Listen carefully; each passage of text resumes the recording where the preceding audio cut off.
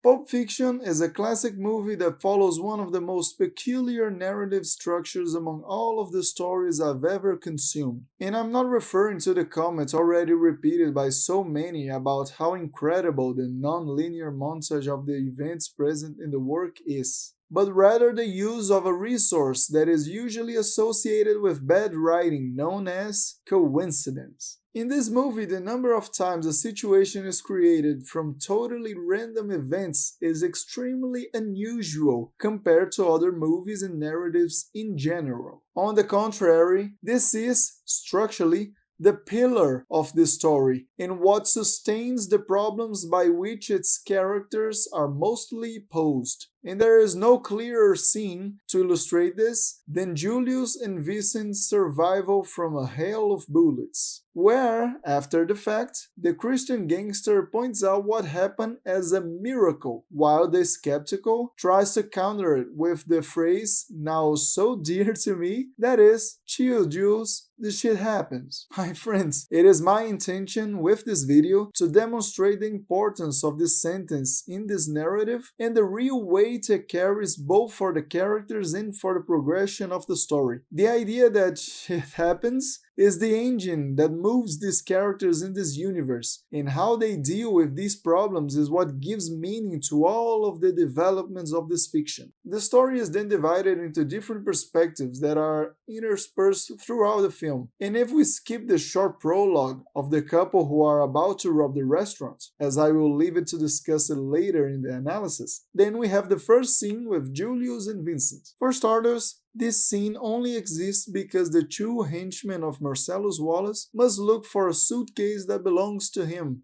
but which is now in the hands of some young man. It's never clear in the film exactly what the full context of the situation is. The only information we have is that one of these guys, when trying to explain himself, recognized that the situation between them and Marcellus was a little messy, but that it wasn't his intention to get that way. So the tip we have for the context of this whole scene and the reason it exists, it's based, according to one of those involved, on some unexpected misunderstanding that led them to such a point. But what is important here, and in the rest of the film, is not necessarily the existence of unwanted situations that simply happens in our lives, but their consequences and how these characters react to them. The reason why the movie starts with the scene of these two interacting is because it builds up the whole foundation for several other conflicts to come. Vincent, for example, finds himself in a kind of an impossible situation after he receives a request from his boss to be taking his wife on a date. And this proves to be a big problem since, talking to Jules, he discovers that Marcello's jealousy can be so big that the boss supposedly threw a guy from the 4th floor of a building for massaging his wife's feet. Here I can already give a big compliment to the writing of this film, because when you write a story, the more problems in your writing you can solve in a single scene, the greater your chance of success in being able to elaborate a web of conflicts and developments involving characters and the ideas that they should explore in the narrative. The mere concept that the boss's wife has to be taken on a date is not only a preparation for a scene to come, it is also a reason for speculation as to the personality of the big boss present in the film, but also the reason for the why two characters talk about this boss and what conclusions each of them draws from the fact that he may have thrown a dude out of the window because of a foot massage. It is a small seed planted into the narrative that serves to prepare a future scene, starts an introduction of a villain, and developed two of the main characters of the film through contrary opinions that both have on the subject discussed. All this being generated by a coincidence. Not only do we have Mia, aka Mrs. Wallace, needing to be taken on a date, we also have Vincent being established at the beginning of the film as recently back from Amsterdam, because apparently the guy has been living there for the past few years. And later on, we discover that she, very similar to him, usually visits the same city once in a while, which leads us to believe that this is the reason why the poor guy was chosen by the boss to entertain her, all because of the sequence of coincidences that put our characters in problems to be faced.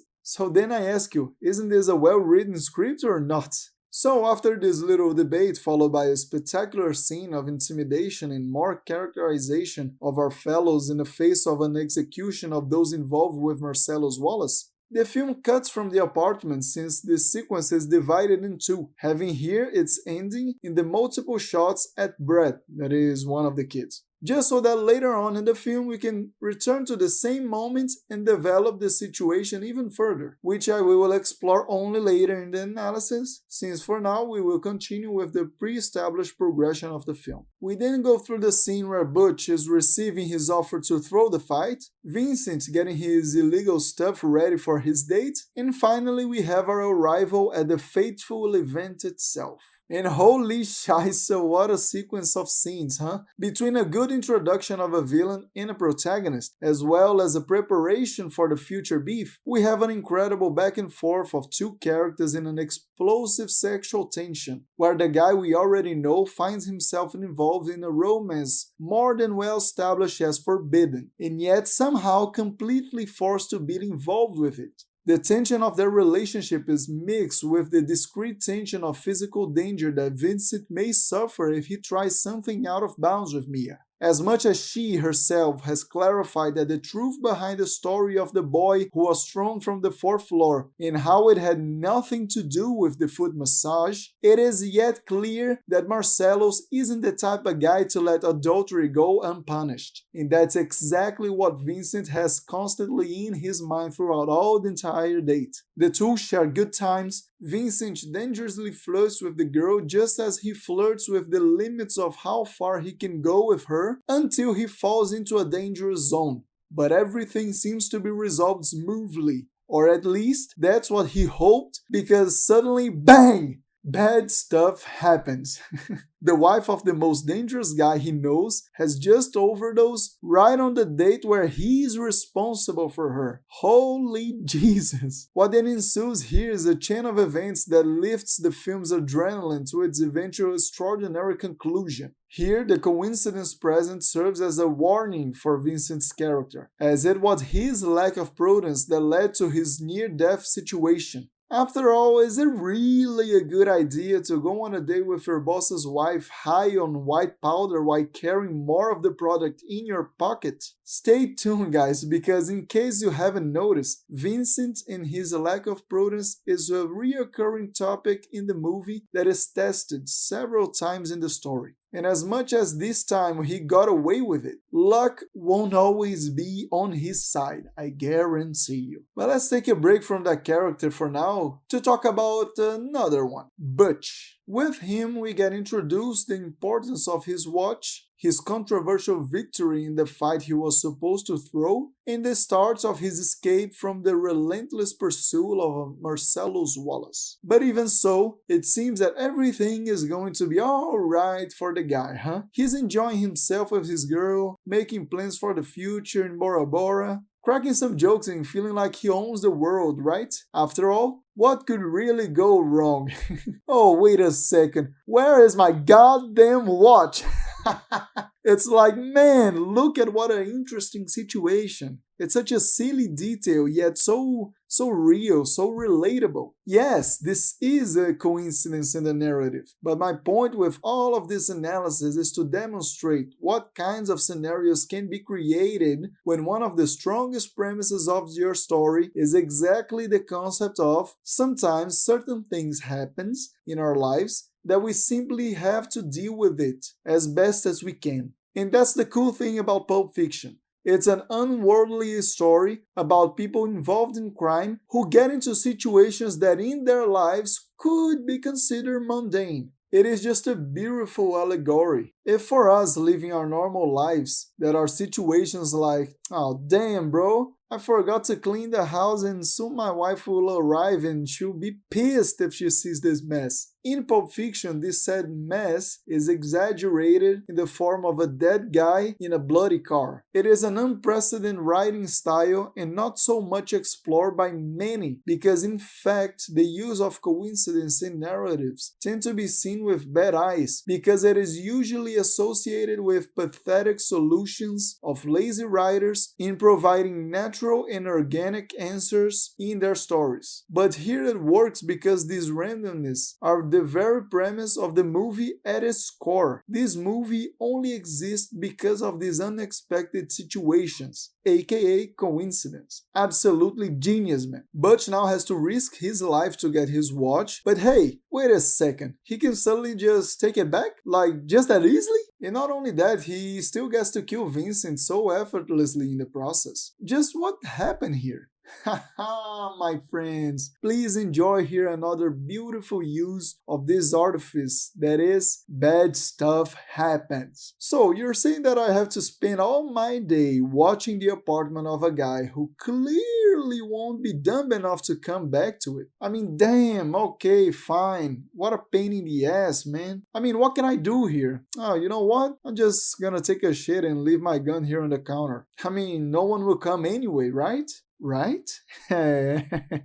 And so he pays the price for his negligence. This death of Vincent is a narrative reward in the form of a consequence he suffers for not learning a lesson so hammered into the script over and over again. Of course, as the film is not linear, the entire preparation for his death has not yet been fully presented. But we have already seen how arrogant he is about the misfortunes that come his way. I've already mentioned his carelessness with the white powder, but at the beginning of the movie he also picks a fight with Butch for no reason. And on that occasion, not only did he end up having his car scratched, but now it served as an even greater incentive for Butch to want to shoot him. Not to mention the goddamn gun in the counter, right? We will still see more about how Vincent doesn't learn from the tips that life gives him, but here we have his conclusion. The lesson presented by this character is that as much as the chaos and randomness present in our lives can dictate how much of what we experience, the more you learn about the unpredictability of your existence and the more prepared you become in the face of it, the greater are your chances of not getting screwed when the shit goes down. In other words, if you're gonna take a dump in the house of the guy you are supposed to kill, then just take the gun to the bathroom, man. Oh my god. Rest in peace, Vincent. It was very nice meeting you. But what about our dear Butch? Kind of a bad scene for him, no? The guy suffered from the misfortune that was having his wife forget about his watch only to then easily get it back and still kill a guy he hates, right? So in his case, he kinda got it off easy, didn't he? I mean, he barely had to face any problems. Oh, my friends, what goes around comes back around. If the pendulum swung in your favor at one point, then another coincidence comes right after that to counterbalance it. Isn't that right, Mr. Wallace? And narratively, why is this meeting so cool? Because man, Butch's big antagonist in this movie is actually Marcellus. So instead of him taking on some henchman as a symbol of Marcello's physical representation, the script takes advantage of its convenient premise to push these two on a course of collision, almost like a clash of fate. Then all the craziness unfolds. The two go off in a messy chase until more bad stuff happens, and they both end up in the hands of two sadistic rapist pervs.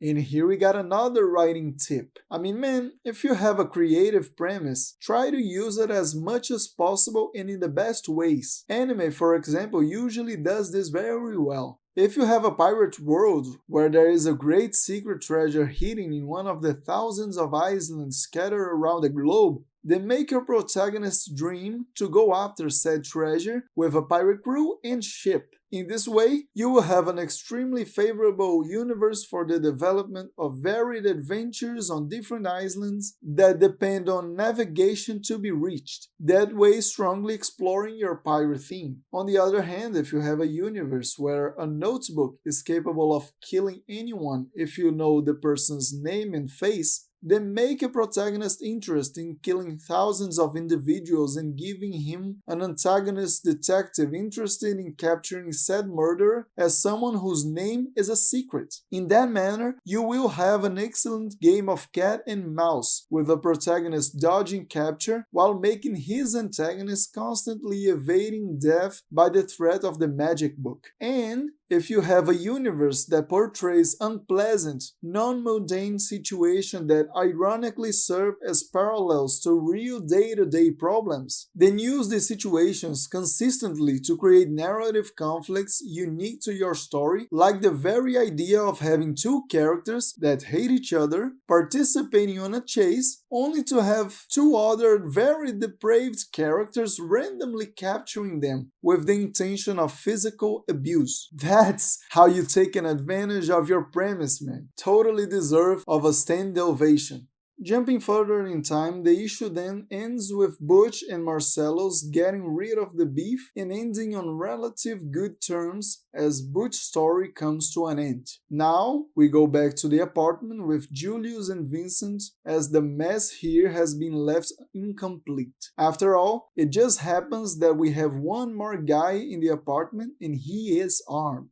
At this point, everyone already knows what happens, right? The boy shoots at the duo and neither of them is hurt, only to them execute the poor guy in sequence. Dude, here I want to point out the excellence in the construction of some of these moments of bad stuff happens, because the shooting scene is perhaps the greatest example in Pulp Fiction regarding the idea that this script is based on conveniences to exist. Two of the main characters were supposed to be totally slaughtered, and by chance they weren't. But I want to emphasize certain tips that the script presents in the construction of these ideas. At the beginning of the film, when Vincent and Julius were preparing their weapons, they wonder how many people may be in the apartment, already hinting that the number is uncertain and can vary from 3 to 4. When Mia overdoses, as unpredictable as it may seem, it is still the result of the fact that she was already using the white powder in two other moments prior to the incident. Once in the camera room and later in the restaurant's bathroom, already preparing the public for the catastrophe to come. And here, in this case, maybe the moment of coincidence is more about the fact that she took Vincent powder that was established by his dealer as being stronger, instead of the fact that she overdosed. But that's still a convenience, nonetheless. And for most of Butch's plots, the whole idea of the watch being a family heirloom is also based on the fact that his father fell into the horrendous situation of having to hide a family treasure up his ass in the middle of enemy territory after his capture. So there is no specific preparation for his wife forgetting about the watch, but there is a huge emphasis on its importance to Butch, thus bringing the audience's attention to that specific object. Therefore, it is curious to see that in this narrative, even coincidence and conveniences have their preparations and emphasis well placed. Some in the form of foreshadowing, others based on cause and effect, and others based on pure importance as to the elements involved in them. That's why I say this movie is so sharp, man. And the situation regarding the bullets that didn't hit the target is one of my favorite narrative elements of this whole work.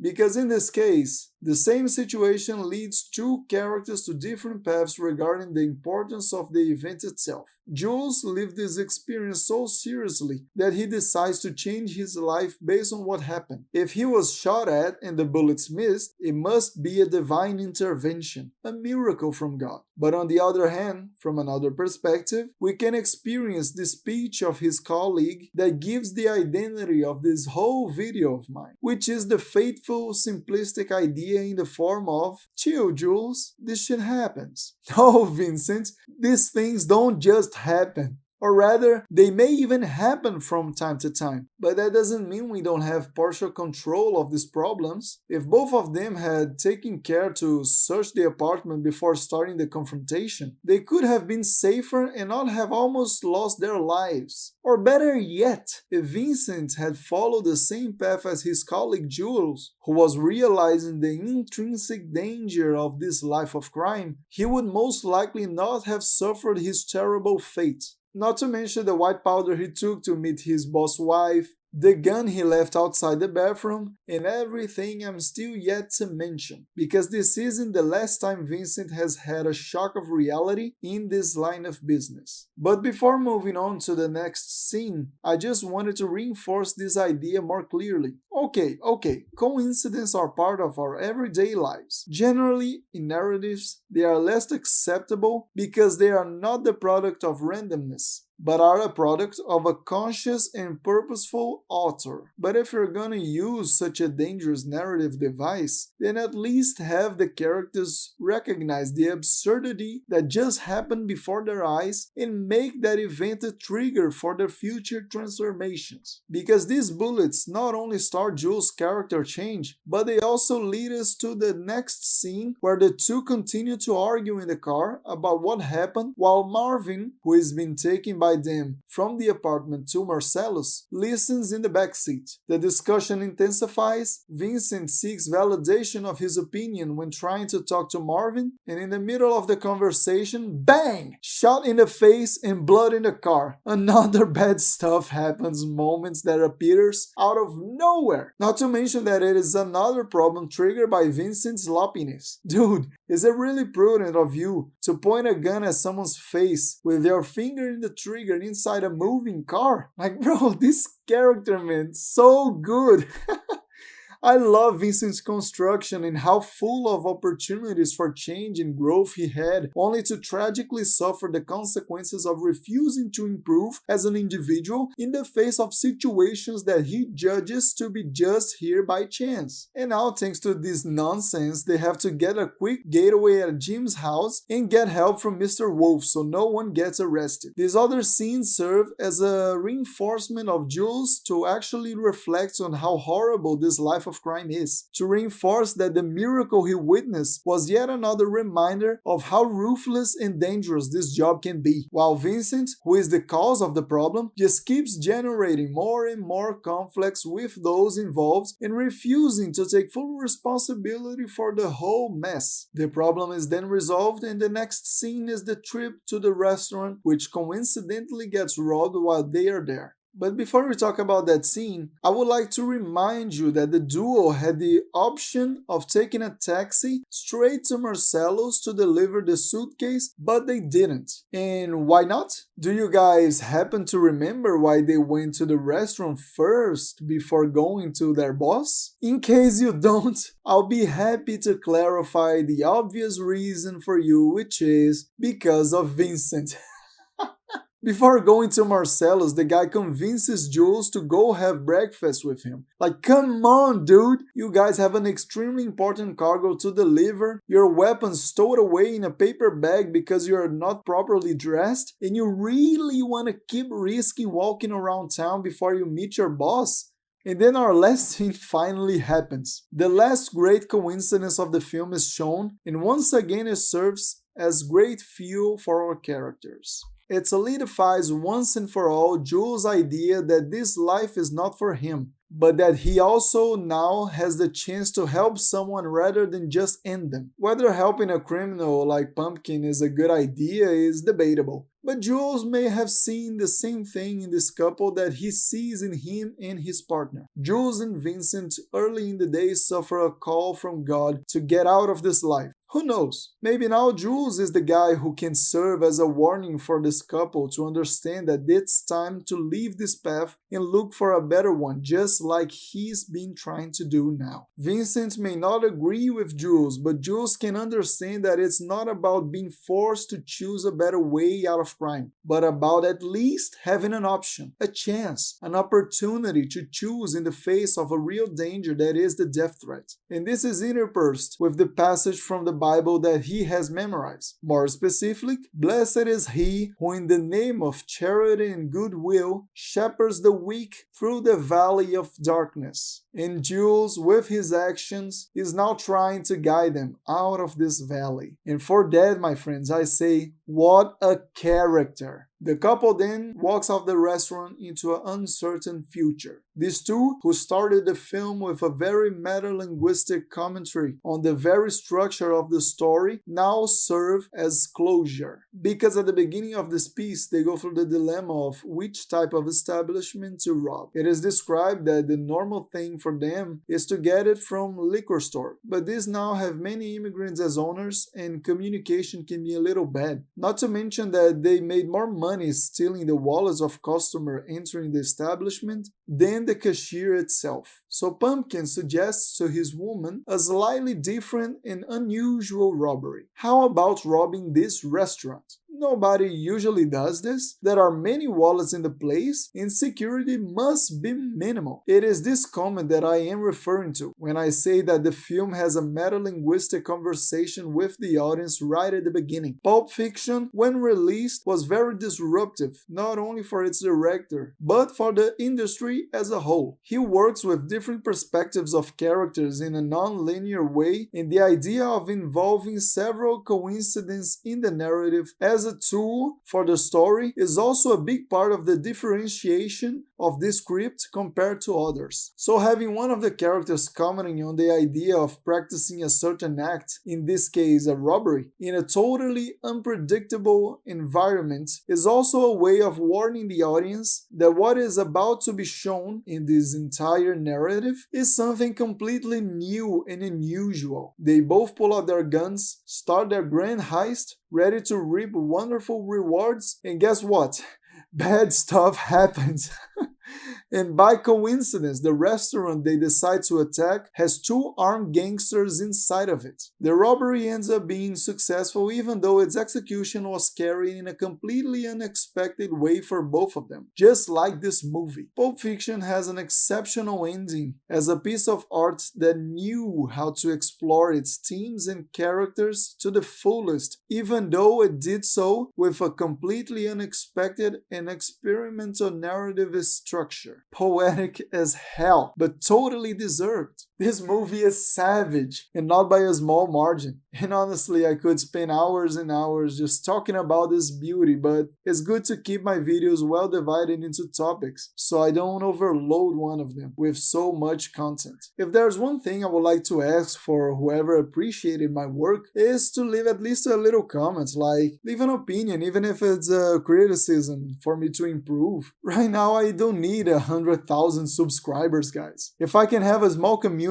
of about 50 to 100 people participating and interacting with the content that I post and who are interested in discussing stories and narratives, then damn, that would already be such a huge blessing, I'm telling you. With that said, in case this video wasn't enough for you, then I would like to recommend my latest video on how to create danger with the introduction of a great villain in Kung Fu Panda. I'm sure you guys will like it. Okay, sounds good? Thank you very much for your attention and I'll see you guys in the next video.